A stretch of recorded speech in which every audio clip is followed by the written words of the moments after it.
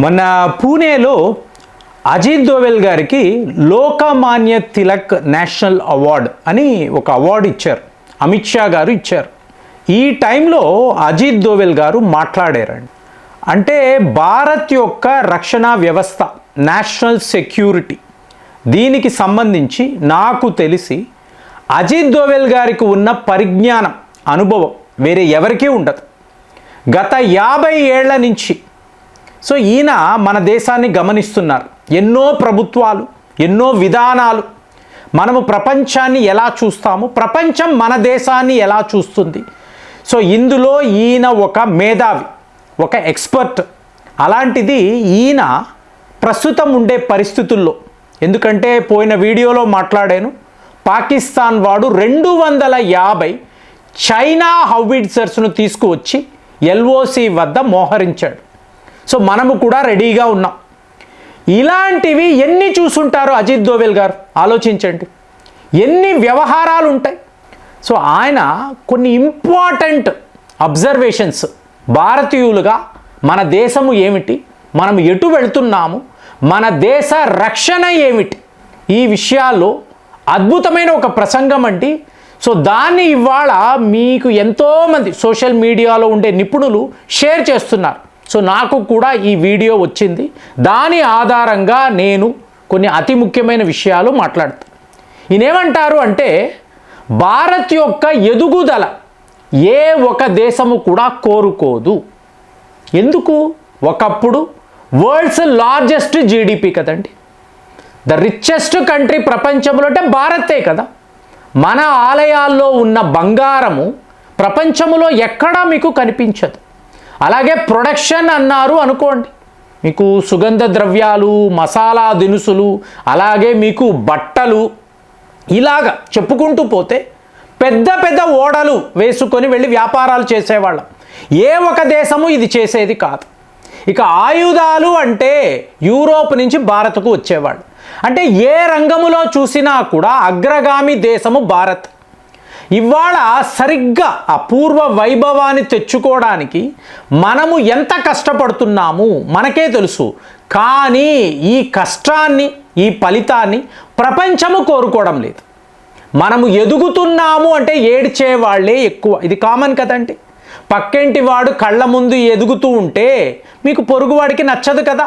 So అలాంటి ఒక attitude మన పొరుగు దేశాలు కాదు, వెస్టర్న్ కంట్రీస్, యూరోప్, ఎవరికి కూడా భారత్ యొక్క ఎదుగుదలను ఎవరూ కూడా ఇష్టపడరు అనే ఒక పెద్ద నిజాన్ని. ఎందుకు? వాళ్ళకి ప్రమాదం. మనము ఎదుగుతున్నాము అంటే ప్రపంచ దేశాలకు పెద్ద లెవెల్లో ప్రమాదం అండి. అదే ఇవాళ మనం ఫేస్ చేస్తున్న ఛాలెంజ్. సో నెక్స్ట్ 20 ఇయర్స్లో నంబర్ 1 జీడిపిగా ఎదగడానికి ఏమేమి చెయ్యాలో మనం చేస్తున్నాం. ఇప్పుడు అమెరికా, వెస్టర్న్ కంట్రీస్, వీళ్ళ పతనాన్ని ప్రపంచము చూస్తుంది. కాబట్టే కదా పానిక్ అయిపోయి ప్రతి ఒక్క దేశముతో యుద్ధము యుద్ధము యుద్ధం. ఇదే కదా వీళ్ళు ఆలోచిస్తున్నారు. అలాగే కుట్రలు పన్ని. ఇప్పుడు ఇది ఎలా చూడాలంటే, యూరోప్ అంటారండి, యూకే అనండి, అమెరికా, వీళ్ళ వద్ద ఉండే బంగారం వీళ్ళది కాదు కదా, చోరీ చేసిందే కదా, దొంగతనంగా వాళ్ళు సంపాదించింది. ఇప్పుడు నెక్స్ట్ జనరేషన్ వచ్చింది. సో వాళ్ళు ఏం కష్టపడరు, హార్డ్ వర్క్ చెయ్యాలని అనుకోరు. దేశము ఏమిటి ఎవరికి పట్టదు. సడన్గా ఒక క్రైసిస్ వచ్చింది, ఒక పానిక్ సిచ్యువేషన్ వచ్చింది అనుకోండి, వాళ్ళకి ఏమీ అర్థం కాదు. ఎందుకు ఇలా ఉంది వాళ్ళకి అర్థమే కాదు. అందుకే జయశంకర్ గారు పదే పదే చెప్తారు, యూరోప్లో ఒక సమస్య అన్నప్పుడు ఇది ప్రపంచ సమస్యగా మీరు చూస్తారు. అదే ప్రపంచ సమస్య అన్నప్పుడు మా యూరోప్కి దీనికి సంబంధమే లేదు అని అంటారు. అంటే ఇంత ఓపెన్గా ఒక ఫారిన్ మినిస్టర్ వాళ్ళ దేశానికి వెళ్ళి అక్కడ కూర్చొని మాట్లాడడం ఇంతవరకు మనం ఎప్పుడూ చెయ్యలేదు.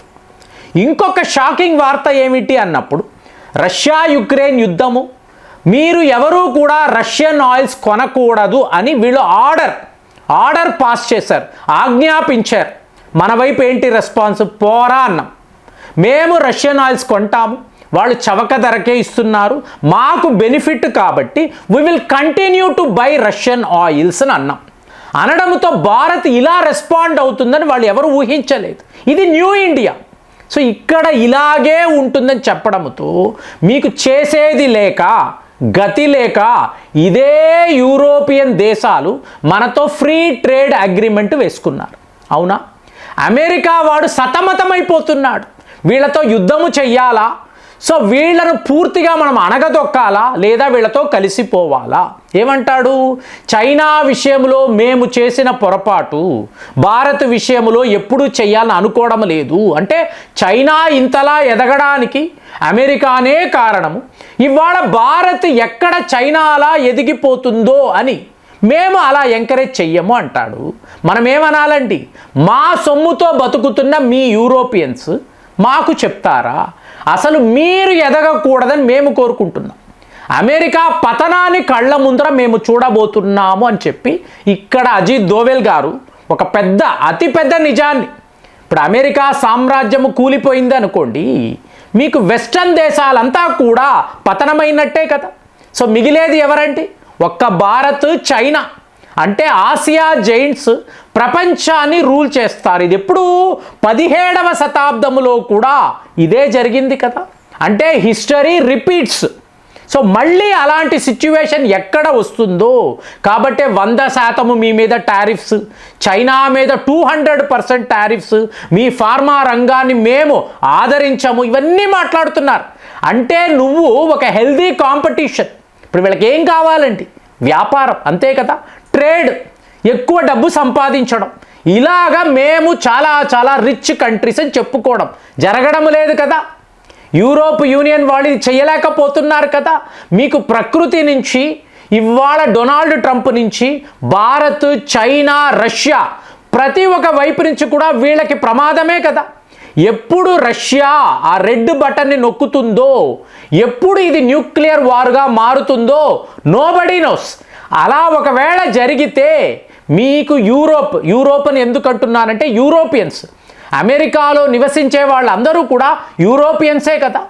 సో వీళ్ళు ప్రపంచాన్ని అణగదొక్కాలని ఎన్ని రకాలుగా, ఇప్పుడు వీళ్ళ దగ్గర ఉండే ధనము, బంగారము, వజ్ర వైడూర్యాలు ఇవన్నీ ఎవరివండి? మీకు ఆఫ్రికా దేశాలు, భారత్, చైనా లాంటి దేశాల నుంచి కొల్లగొట్టినవే కదా. అలాంటిది ఇవాళ వీళ్ళ పతనము భారత్ యొక్క విజయము అని మనం చూడాలా. ఇలాంటి మోస్ట్ క్రిటికల్ విషయాలు అజిత్ దోవెల్ గారు మాట్లాడుతున్నారు. అలాగే ఈరోజు దేశంలో సోషల్ యాక్టివిస్టులు అని చెప్పి యువకులు, సో వీళ్ళందరూ కూడా ఏంటి తప్పుదోవ పడుతున్నారు. ఇప్పుడు భారత్లో ఉన్న అతిపెద్ద ప్రాబ్లం ఏంటండి? మీకు భాష, వేషము, ప్రాంతము ప్రతిదీ మారుతుంది కదా. ఇందులో కుల వ్యవస్థ, మతాలు ఇన్ని చూసినప్పుడు ఒకరు ఇంకొకరితో కలవరు. అలాంటిది మీరు భారతదేశాన్ని ఒక ఐడెంటిటీగా భారత్ మాతాకి జై అని తమిళనాడు నుంచి మహారాష్ట్ర, వెస్ట్ బెంగాల్ దాకా కూడా ఒకే నినాదాన్ని లేపగలిగారు అనుకోండి. మనకు యూనిటీ ఈ స్ట్రెంగ్త్ అంటాం కదా. అలాంటి ఒక బలాన్ని ఇవాళ యువత చూడాలి. నీ భాష వేరు, నీ కులము వేరు, నీ మతము వేరు, ఇది కాదు. జాతిగా మనము కలిసేమో అనుకోండి, భారత్ను ఎవరూ కూడా ఓడించలేరు. మన పూర్వ వైభవాన్ని మనం ఖచ్చితంగా సాధించగలము. ఇంకా కూడా మన పొటెన్షియాలిటీ చాలా ఎక్కువ ఉంది. ఇంకా కూడా మనము ఆ ప్రయత్నాలు చెయ్యాలి. ప్రపంచ దేశాలను ఓడించాలి. ఈ ఛాలెంజ్లో అంతిమ విజయము భారత్దే అయి ఉండాలి అని చాలా గొప్పగా అజిత్ దోవెల్ గారు మాట్లాడారు. మరి అలాంటప్పుడు ఇంత అనుభవం ఉన్న ఒక దేశభక్తుడు, జాతీయ రక్షణే తన యొక్క టాప్ ప్రయారిటీగా అనుకునే వ్యక్తి, ఆయన ఇలాగ యువతను ఉద్దేశించి మాట్లాడినప్పుడు మీరు నేను ఏమి ఆలోచించాలి? మన పిల్లల విషయంలో, వాళ్ళ భవిష్యత్తు విషయంలో, దేశ రక్షణ విషయంలో మన కాంట్రిబ్యూషన్ అనేది ఎలా ఉండాలి? సో ఇదంతా ఆలోచించామనుకోండి, వ్యవహారం పెద్దగా ఉంటుంది, కానీ ప్రతి ఒక్క కుటుంబము కూడా దేశము గురించి ఆలోచించినప్పుడు ఎన్నో మిరాకిల్స్ జరుగుతాయన్న నిజాన్ని అజిత్ దోవెల్ గారు చెప్పారు. మరి ఈ సందేశాన్ని భారతీయులుగా ఎలా తీసుకోవాలి? మీకేమనిపిస్తుంది? కామెంట్స్లో రాయండి. మళ్ళీ వచ్చే వీడియోలో కలుద్దాం. జై హింద్.